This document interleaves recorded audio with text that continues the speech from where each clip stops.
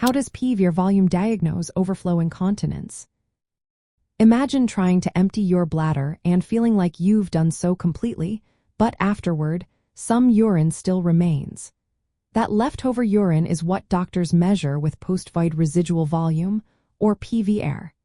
This measurement is essential in diagnosing overflow incontinence, a condition where the bladder doesn't empty properly, leading to leakage or dribbling. Overflow incontinence happens when the bladder becomes overfilled because it cannot empty fully. This can happen due to blockages like an enlarged prostate, or because the bladder muscles are weak and can't contract properly.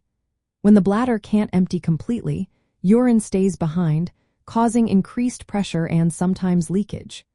Measuring PVR helps doctors see if this is happening.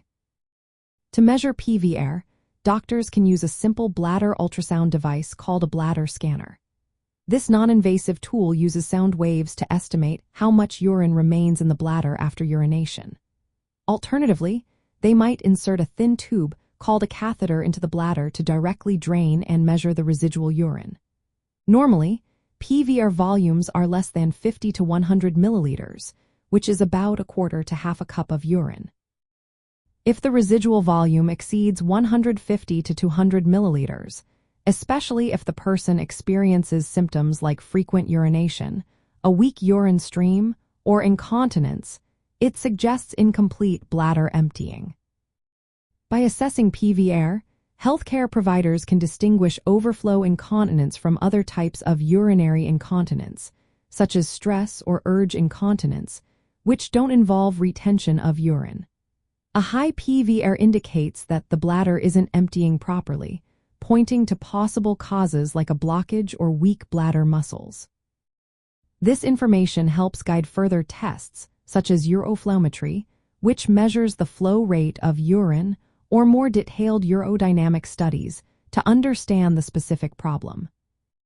Monitoring PVR is important because chronic urinary retention can lead to complications like urinary tract infections, bladder damage, or even kidney issues if left untreated. For people with bladder cancer, checking PVR can also be relevant since tumors or treatments might interfere with normal bladder emptying. In summary, measuring PVR volume provides an objective way to see how much urine remains in the bladder after voiding.